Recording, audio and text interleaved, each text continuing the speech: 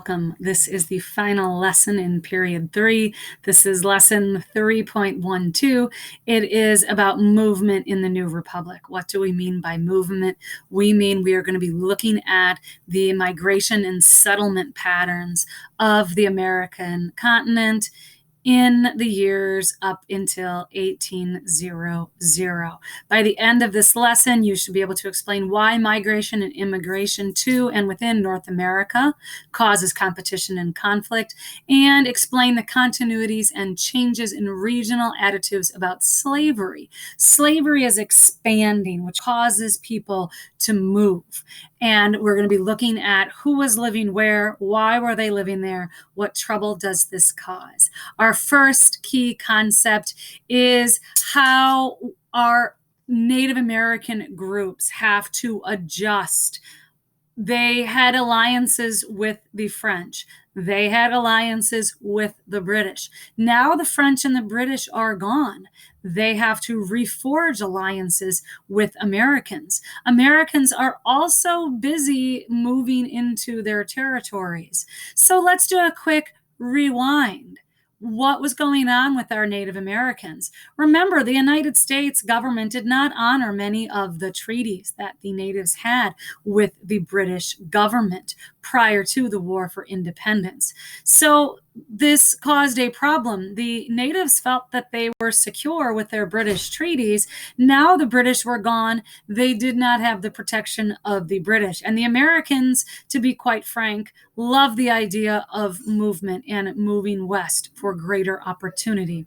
So some nations, the 5 civilized tribes, such as the Cherokee in Georgia, such as the Chickasaw, Chickamauga, there were 5, of course. The Cherokee are the most famous. They agree to alter or abandon their traditions.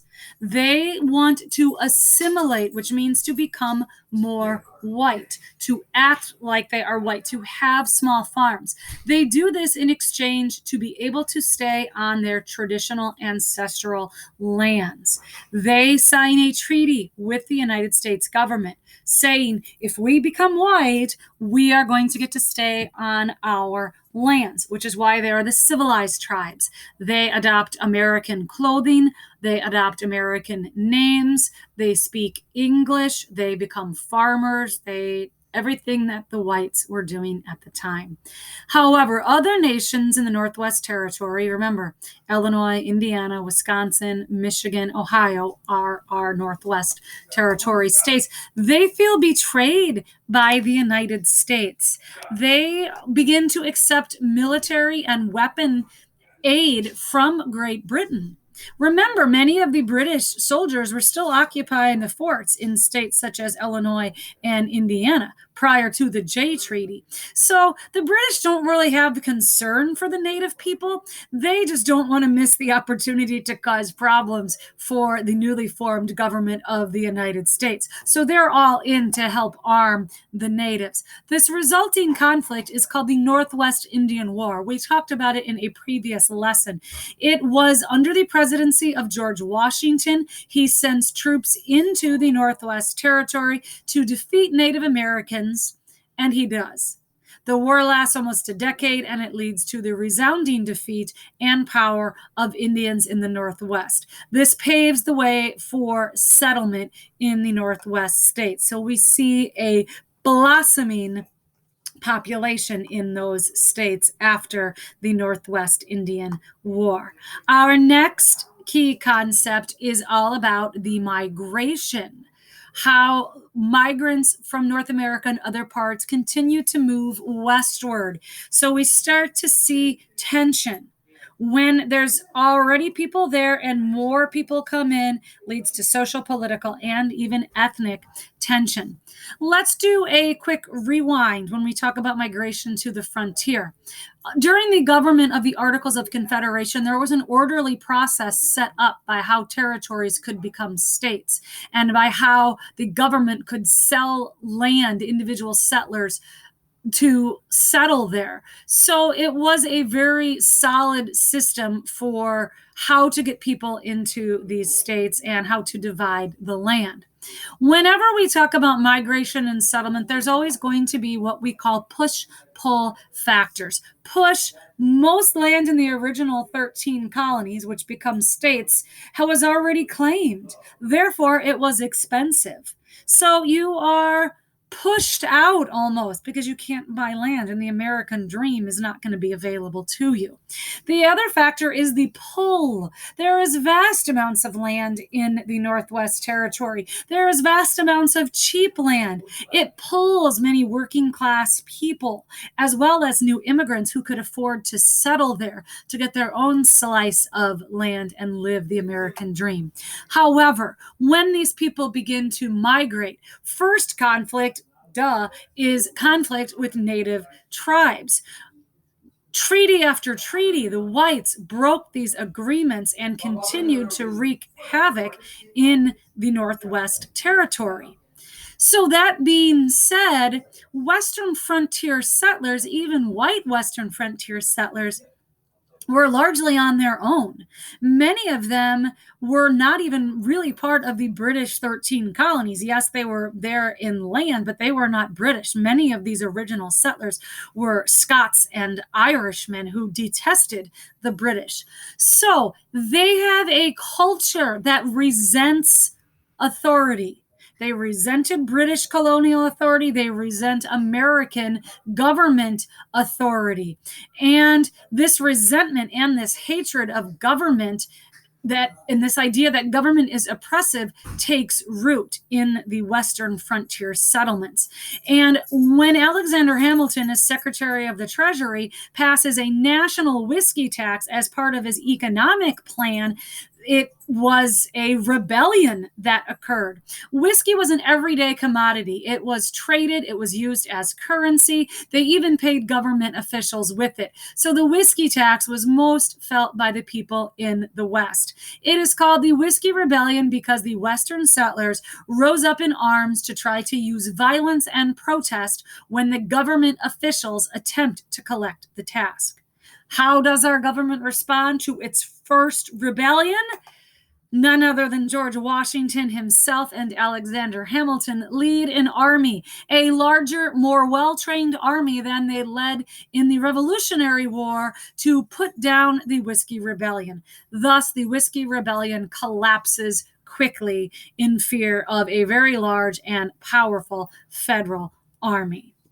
The final key concept is about the expansion of slavery and the movement of people in the South.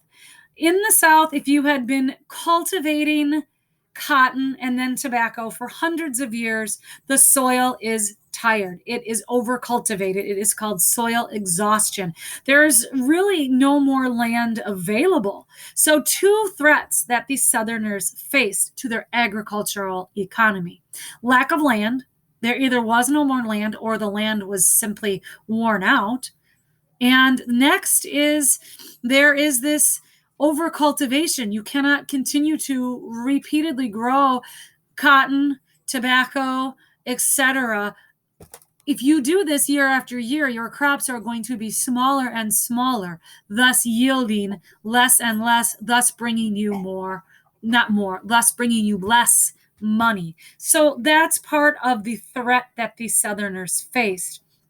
There's also an idea of we want to keep our Southern culture alive. And if we want to keep this antebellum culture to survive, we need to move west. We have to acquire new land. So there's this pressure for westward expansion in the minds of the Southerners. We need the plantation economy to continue. So new states such as Kentucky and Tennessee are added to the Union. And these states are Southern states. They use enslaved labor of African Americans and Native Americans to some extent to spread westward. So thus slavery moves west. How does the North respond to this expansion of slavery? Northern leaders immediately are opposed to it for a number of reasons. They say it's going to add more slave states to the Union. which means more Southern power and a greater representation in Congress, especially for the Southern and Western leaning Republican Party. Because remember, the 3/5 compromise does give them this greater amount of representation. And there's this moral obligation and moral objection to slavery. Most northern states by this point, and all northern states by 1804, have abolished slavery. So they are opposed to the idea of slavery and slavery spreading. So within the North, the anti-slavery movement is growing. And even though they freed all the slaves by 1804, many northern states did not grant them citizenship. So you might not be a slave, but you would not be a citizen of the United States. There was also a group called the ACS, or the American Colonization Society. They wanted to voluntarily move enslaved Africans to the nation of Liberia in the coast of West Africa, which was founded by the American Colonization Society. Their motivation for this was reducing the number of free Black people in the United States. Then more and more people were freeing the slaves in the North, so they still were somewhat afraid of the free Blacks posing a threat of violence. Southern states were afraid of free Blacks because what if the free Blacks came down and incited a rebellion? A second fear is this idea of intermingling. If we have free Blacks and they have children with free whites, we're going to have a group of mixed race children, which at the time simply could not be. So this American colonization idea takes hold early on in the United States of America.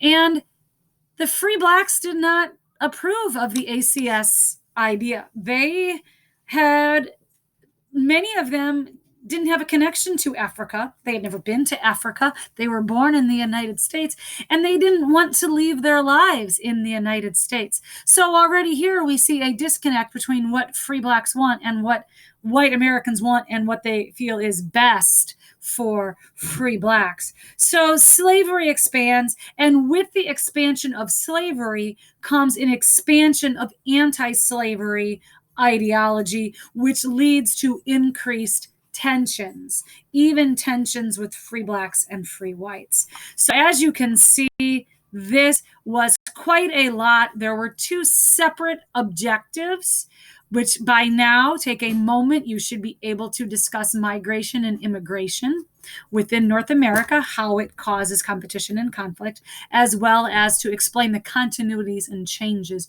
in regional attitudes as slavery expands. And you have successfully completed period 3.